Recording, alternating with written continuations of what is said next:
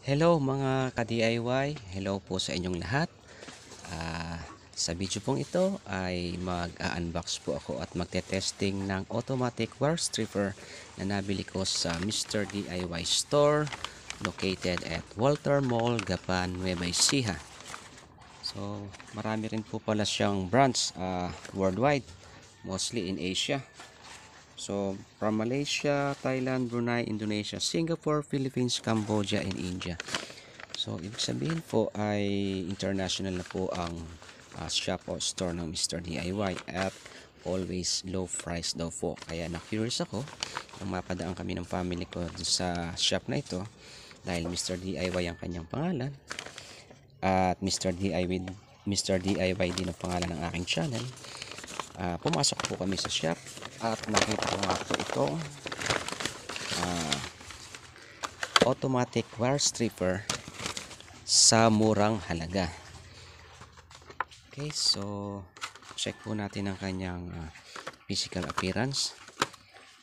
Ang brand po niya is Jinfeng Tools.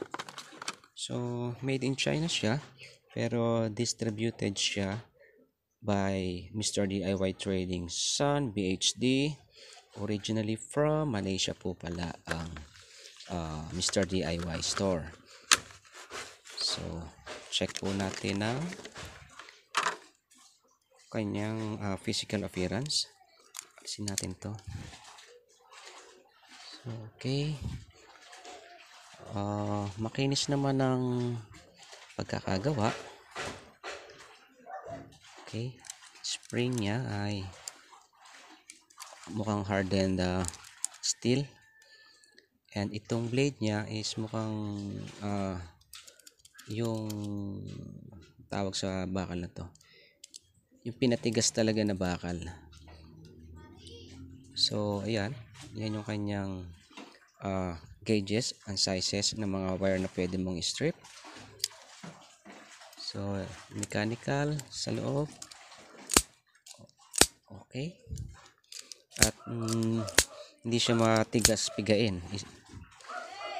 Okay, so bali ang function niya, so automatic wire stripper nga siya.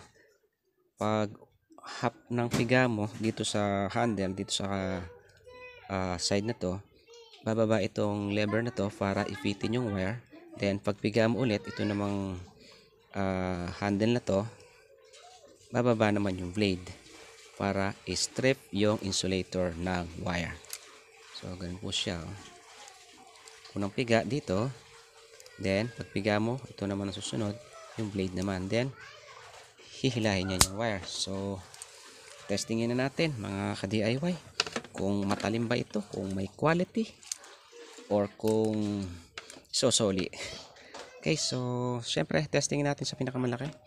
Ito po ay size number 12 AWG stranded wire, 3.5 mm squared. So mag-cut po tayo muna ng 1 cm ito sa pinakamalaking size gauge sa dulo, then squeeze. Wow, okay, smooth na smooth. So cut na tayo ng 1 inch naman. Uy, nice and clean cut. Kung i-compare po natin ang paggamit nitong automatic wire stripper sa manual stripper, tulad nito na sira na yung handle, pero matagal na po sa akin to, try po natin siyang i-cut gamit itong lumang stripper. Ito sa number 12, cut tayo ng 1 cm.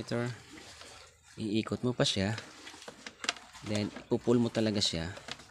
So kung makikita nyo, nabalatan na siya, pero yung paghila sa insulator para matanggal ay mahirap. Kita nyo? Oh. Samantalang dito sa automatic wire stripper, squeeze mo lang and done. Okay? Ito po ay must-have tools para sa mga electrician talaga. Less effort ang paggamit, ang pag-strip. So try naman natin tong number 14 AWG stranded wire, 2.0 mm squared. Ito naman siya siguro sa pangatlong gauge. Cut tayo ng 1 cm. Okay. Cut tayo ng 1 inch. So, okay napakagaan gamitin. So, ito naman, sunod tayo mag-cut dito. Okay, ayos. Okay din. So, mag-cut pa tayo sa pinakamaliit na wire. Hanap tayo na.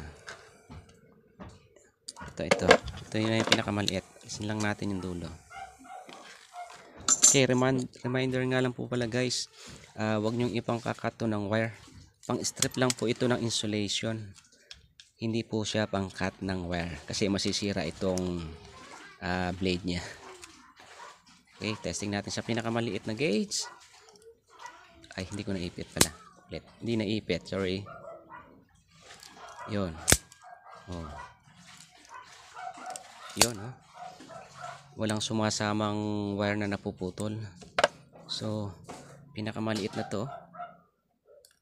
So, okay. Quality niya, maganda naman ang pagkakagawa. So, guys, sa murang halaga, meron kayong automatic wire stripper na pagagaanin ang inyong trabaho sa pag-strip ng mga wire. So, meron po pala siyang dito, screw para i-adjust yung blade niya. Okay. So, yun lang mga ka-DIY at maraming salamat po sa inyong panonood at sa pagbabahagi ko ng